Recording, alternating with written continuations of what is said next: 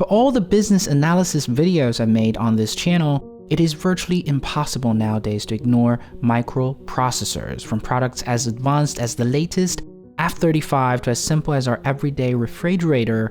Semiconductors are everywhere all the time, acting as the brain for the electronic world. With a growing interest in AI, EV, and cloud computing, semiconductors are going to fuel the growth of our economy in the coming decades. But recently, the sentiment for semiconductors has taken an ominous turn. We have met the enemy, and it is Huawei. A national security threat. Extremely complex and difficult to make semiconductors. It's not can you trust Huawei, it's can you trust the Chinese government.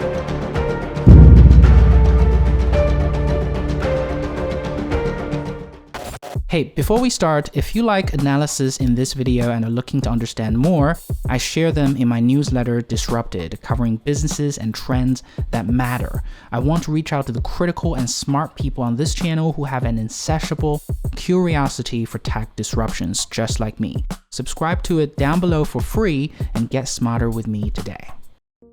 Since 2018, the US administration has slapped multiple sanctions on Chinese semiconductor companies, banning them from accessing American technologies.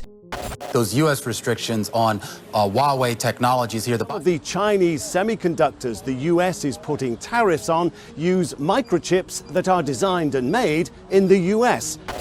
And the Chinese have responded fiercely with their plan for self-reliance.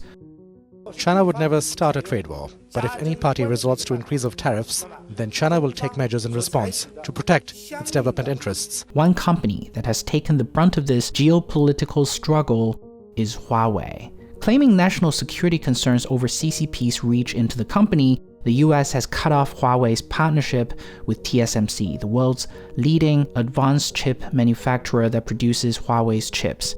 And the results were devastating for Huawei. Its mobile devices businesses have fallen off the cliff for the foreseeable future. Well, there are conflicting arguments on both sides saying it is unfair treatment on the Chinese side or it is of national security concerns from the American side. It is beyond my scope of analysis for this video. What I'm interested in is the business aspect. To understand why the semiconductor industry has such a delicate balance of power among players, we shall dive into the industry. There are in total 3 segments in the semiconductor value chain: design, fabrication, and OSAT, packaging and testing. Each segment is dominated by a few companies who specialize in it. In the design segment of the value chain, EDA tools and IP holders take their share of the revenue. These are the companies like ARM who license their IPs to fabless chip designers like Apple and Huawei to design their advanced chips. You can think of EDA tools and IP holders as software-level raw material providers for fabless chip designers. As you can imagine, it is incredibly hard and capital-intensive to design modern chips. Apple's M1 chip has 16 billion tiny transistors making instructions and operational decisions for Apple computers. Without EDA tools, the ARM architecture, M1 will not be possible.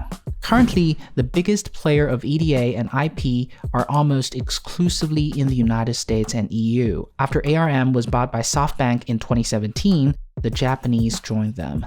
And right now, NVIDIA is thinking of buying over ARM. The Chinese are understandably not very happy about it and may block it. In the fabless market, the US again dominates.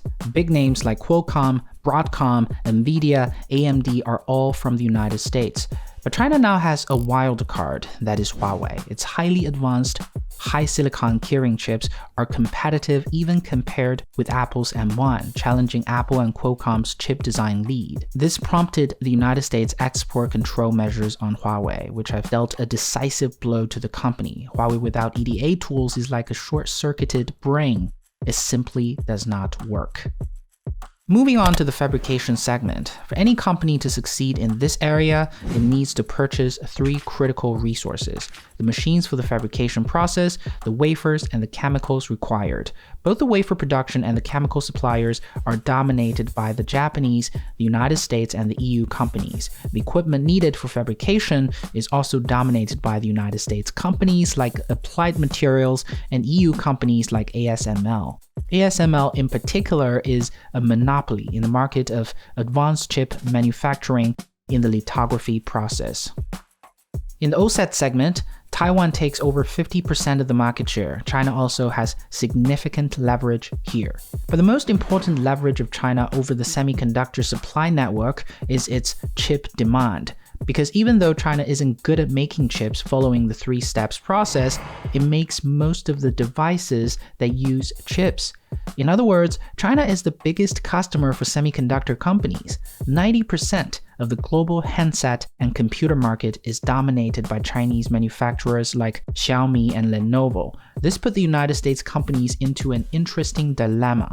On one hand, they have been blaming Chinese companies for IP theft for many years, but all of a sudden when the United States started banning them from selling to the Chinese companies, they started to promote more collaboration.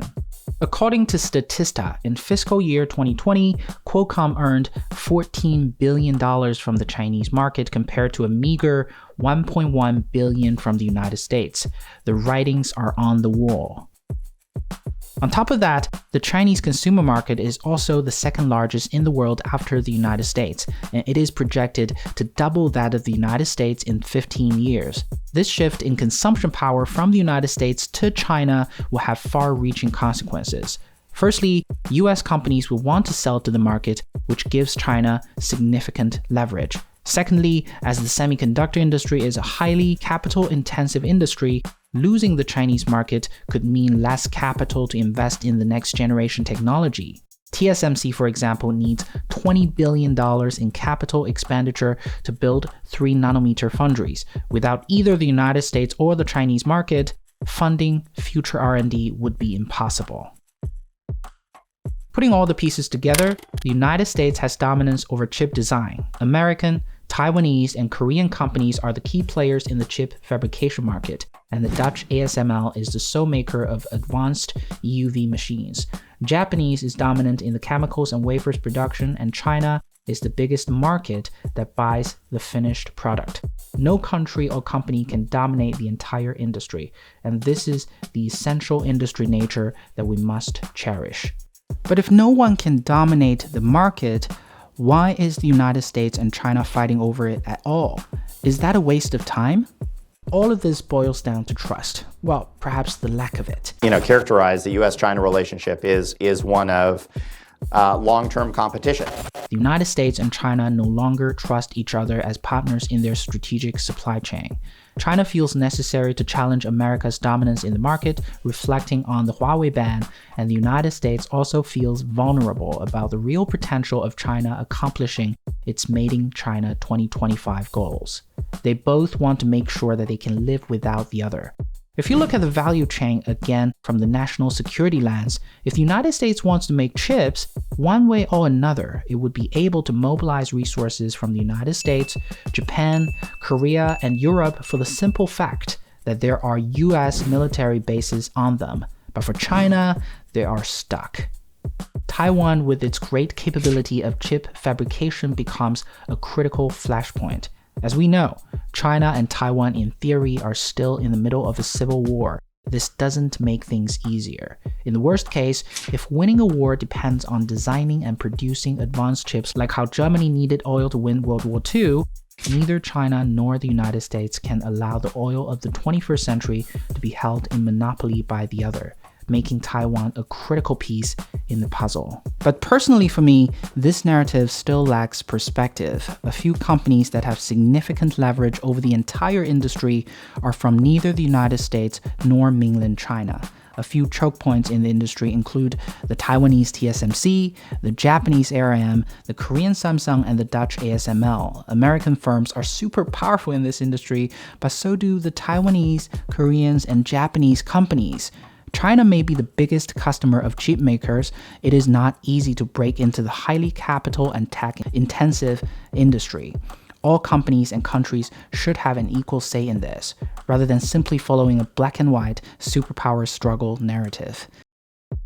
If the most important commodity of the 20th century is oil, semiconductor may be the equivalent of that in the 21st century.